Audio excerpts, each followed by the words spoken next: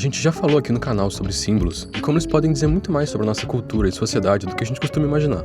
E uma coisa que sempre me despertou muito interesse, e talvez agora eu tenha entendido melhor o porquê, é o símbolo da mandala. Esse entendimento veio depois de eu ter contato com a obra do estudioso da psicologia analítica, Carl Gustav Jung. Ele foi um grande pesquisador dos arquétipos, que a gente já explicou melhor o que são em um outro vídeo. Mas para quem não sabe, um arquétipo é como uma estrutura que molda o desenvolvimento da psique humana. Essa estrutura está incrustada bem fundo no inconsciente coletivo e influencia todo o nosso pensamento, cultura e criação artística. E isso fica bem evidente quando se olha exemplos como o arquétipo da sombra.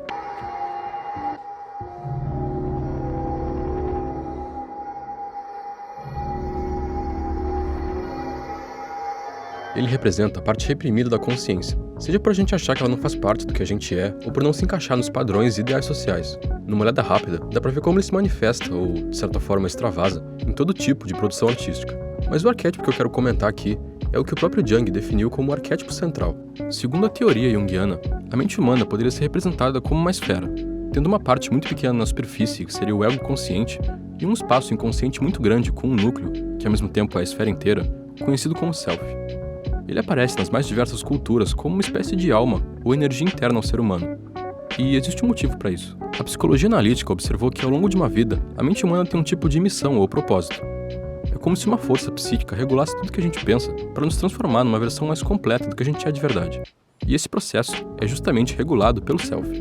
Eu sei que isso é meio confuso, mas dá para imaginar o self como sendo uma semente de uma árvore. Ela meio que contém potencialmente a árvore inteira e tem o propósito de estabelecer essa totalidade da árvore. Esse processo que o núcleo da mente realiza é conhecido como processo de individualização. Segundo Jung, a existência desse processo fica evidente quando a gente para analisar os sonhos. Eles são o nosso contato mais direto com o inconsciente e as partes mais profundas da mente. Mesmo que analisando alguns sonhos eles pareçam não fazer o menor sentido, pegando todos os sonhos de uma pessoa ao longo de um tempo, eles formam uma estrutura muito organizada com esse objetivo de crescimento psíquico. E, bem, é aí que entra o símbolo do círculo. Eu acho que é bem difícil não se perder olhando para uma imagem como essa.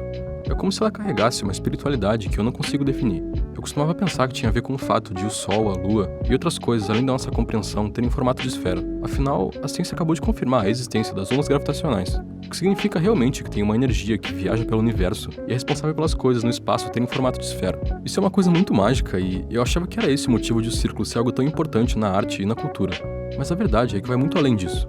Desde a cultura budista e o taoísmo até a alquimia, em todos esses contextos o círculo aparece como um símbolo de totalidade e da necessidade de transcendência do ego que o processo de individualização descreve.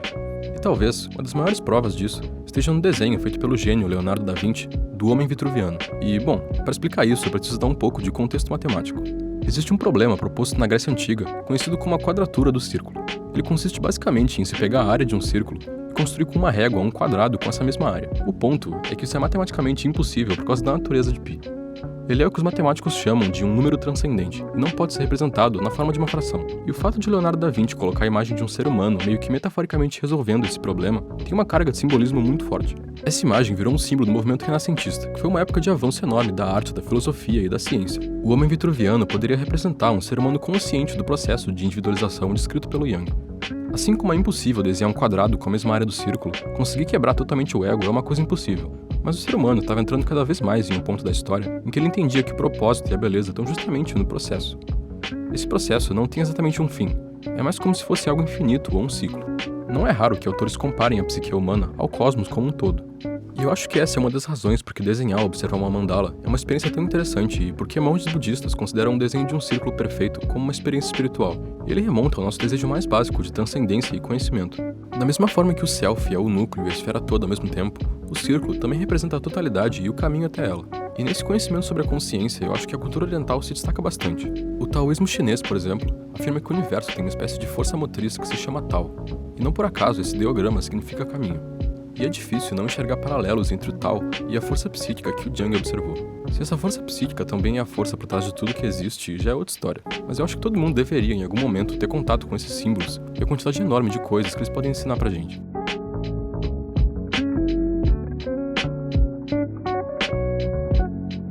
Meu nome é Otávio e esse vídeo foi um pouquinho mais técnico do que o normal, mas eu realmente queria falar sobre isso.